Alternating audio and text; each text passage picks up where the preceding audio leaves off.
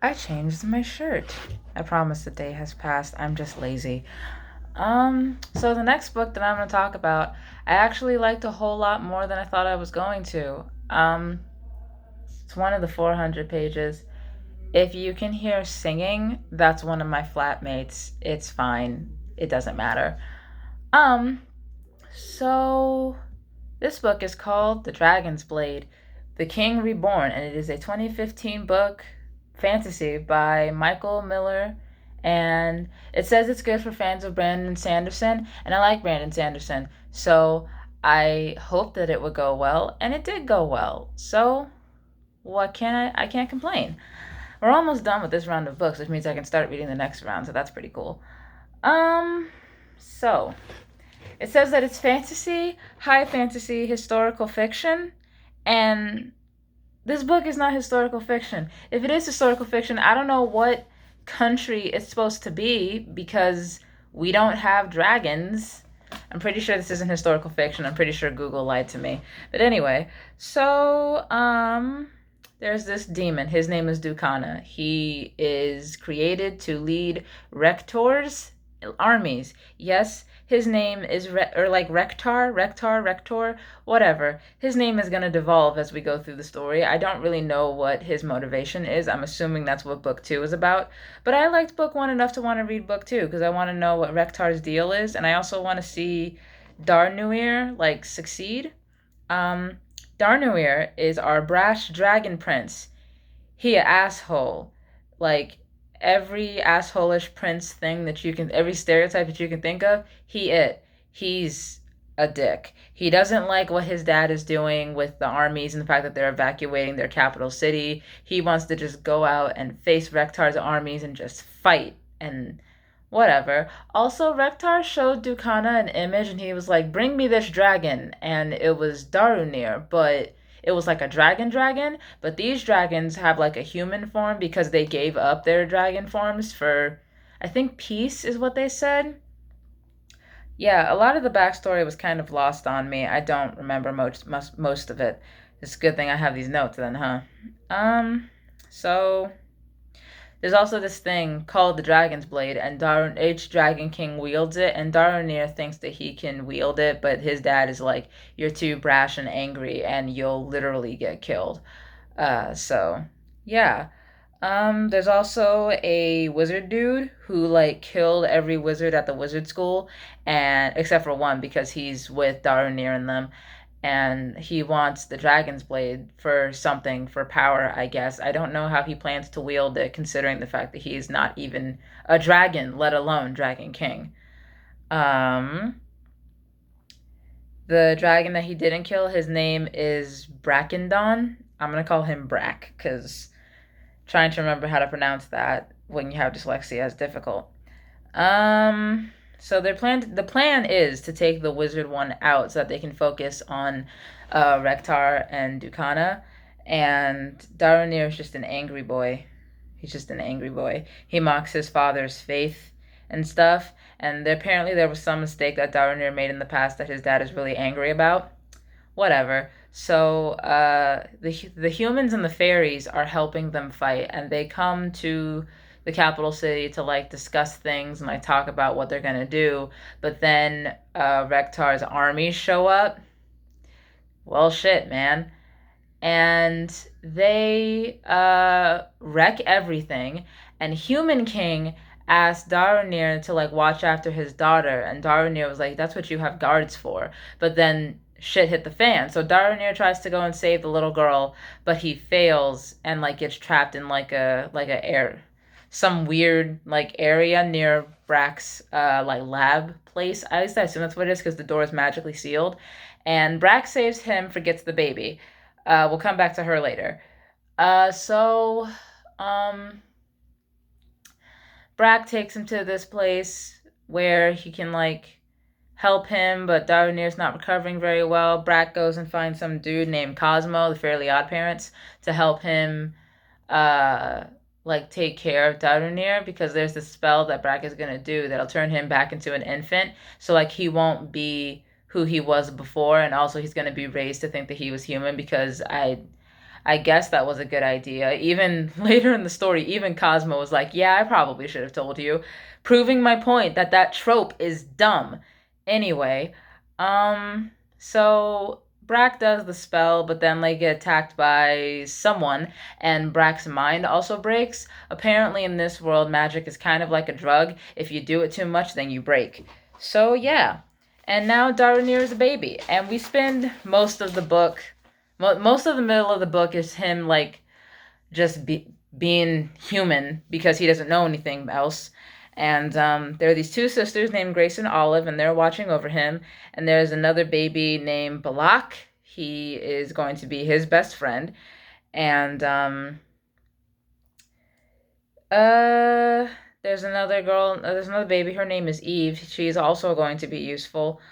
So we're the early years, and then there's almost war, like we're almost at the war, and then like Darunia before was in like his 70s.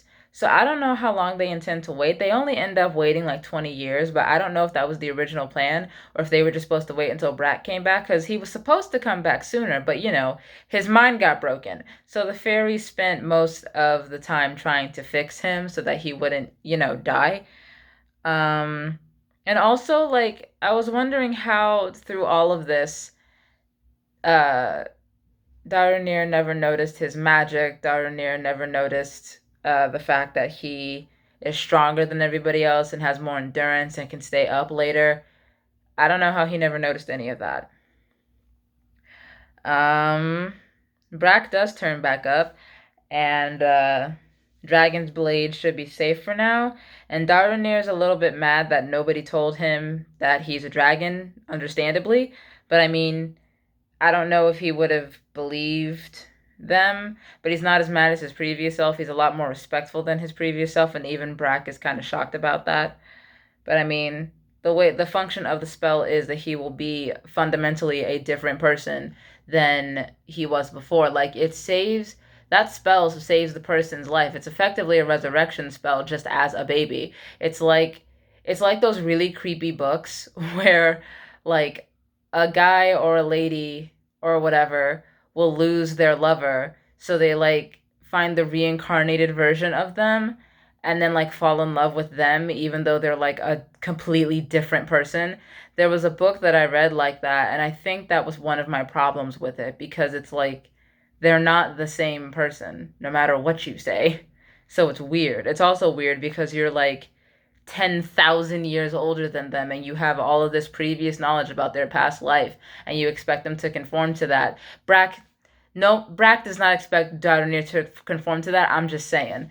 Like, you expect them to conform to who they were in that past life, and when they don't, you get mad at them, and it's like, but they're not that person, so what the fuck? Whatever, I guess, though.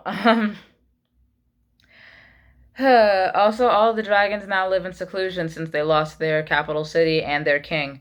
The dragon's blade is literally called to him, and he has no idea how to wield it, but it wants to wield him, so that's fun.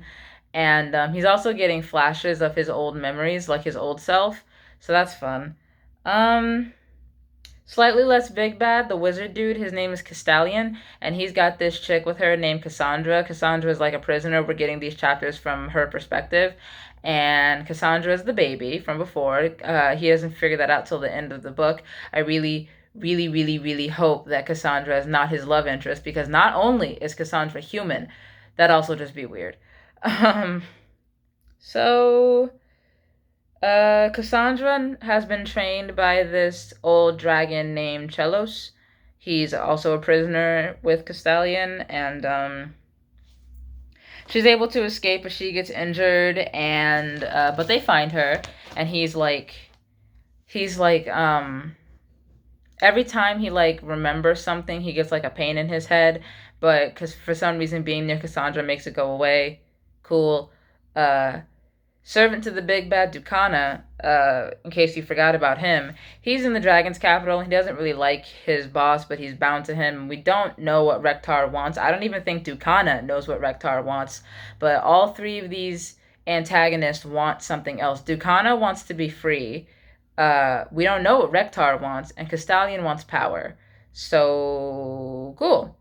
Um, I also don't like the fact that old Daronir is bleeding through because I like the new Daronir because he's quiet and nice and sweet. He is my sweet boy, but the old one is bleeding through, who is an angry boy, and I don't like him. He was an asshole. He also, asshole Daronir, he's the one who funded Castallion's research, so that's fun. Um, Castalion tricked him saying that he could like end the war, and Daronir fell for it and gave him gold, and well, we see how that turned out. Um,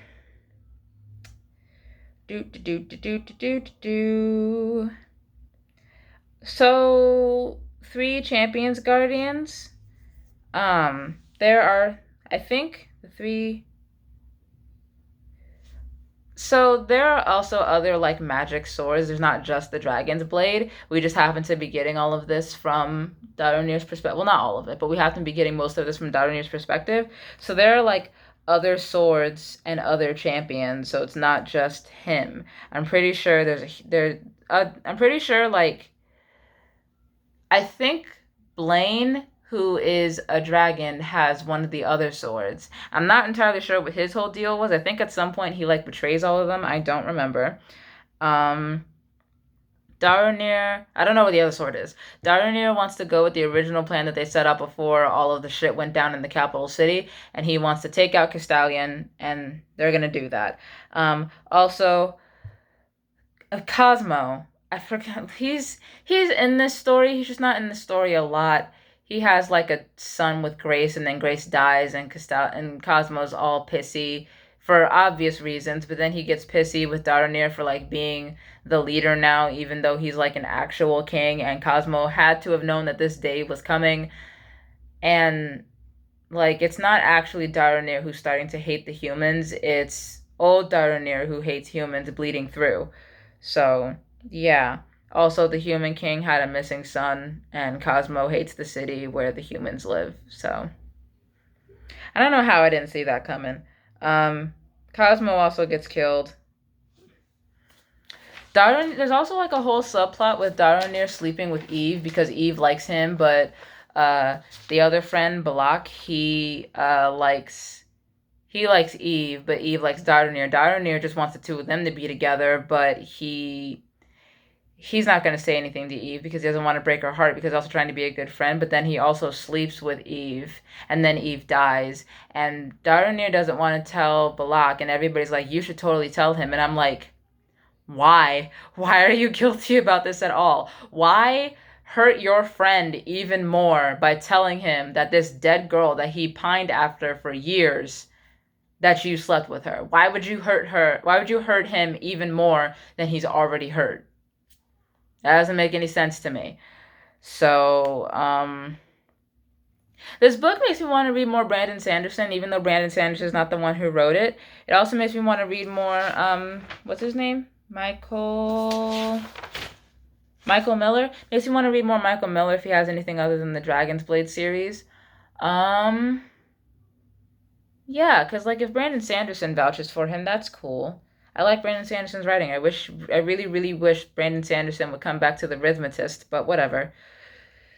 Um, the book was a little bit long and it gets a little bit bogged down in the middle with all of the war stuff, but I mean, I didn't get bored because it all felt important. Like that was my main problem with Dragon's Champion is that nothing like it's all important, but it doesn't feel important to because there are actual dragons coming and you guys are having a petty squabble over like land and who's going to be king. And I'm just like, yo, actual dragons are coming to kill you.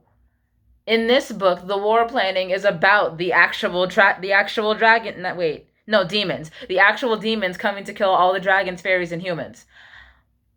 So yeah, I liked Daronir. The old one sucked.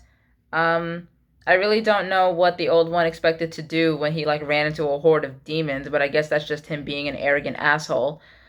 Um, I'm really hoping that there's some sort of balance between the two because I don't want old Daronir back. I really don't. We only had like 4 chapters with him, and I already don't want him back. I've already said the thing about Cassandra. Um, Balak annoys me, like I said, for the future falling out that I know they're going to have in book two. He should have shot his shot. Like, Balak didn't. He didn't tell Eve at all. Daronir knew, and I think Eve might have known too, I just don't remember.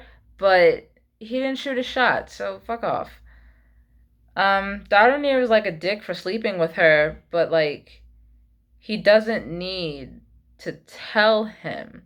It's just going to cause some conflict later on in the book between the two of them, and like, it's completely unnecessary. I like all the fact that all three of the antagonists are on different pages because it makes it pretty great because um Ducana, Duke, and Rectum are on the same page, and Castallion is over there just like doing his thing. Like, yeah, he answers to Ducana, but yeah. I wonder if the dragons would get their true forms back. That'd be pretty cool. That'd be a pretty cool end to the series, but that kind of seems like it's a little bit too obvious. I don't know. I fail to see the point of the humans being there. I do not understand their use. They do not feel very useful. They feel because they don't have any magic. Like the fairies have magic, and like the dragons are dragons. They have magic and like super strength and shit. I don't see the point in having the humans there. Seems like it's just going to cause some problems because these are extra people that you have to protect. I don't know. But I like this book. I put it between Glass Magician and Ebony Rising. So, yeah.